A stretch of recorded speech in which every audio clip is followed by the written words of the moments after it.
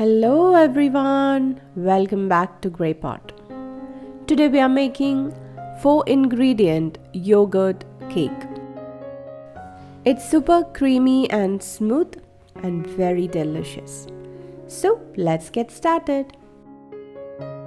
Into a large bowl, add some yogurt,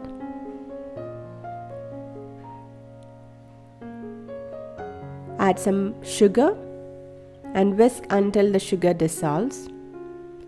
Into that, add 4 room temperature eggs.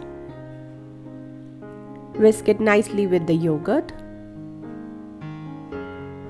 Then add some cornstarch. Whisk it nicely and make sure there is no lumps from the cornstarch.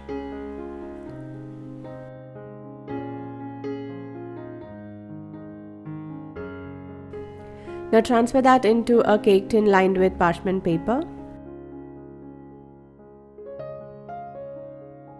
and bake it at 170-degree preheated oven for around 30 to 40 minutes and allow it to cool down completely.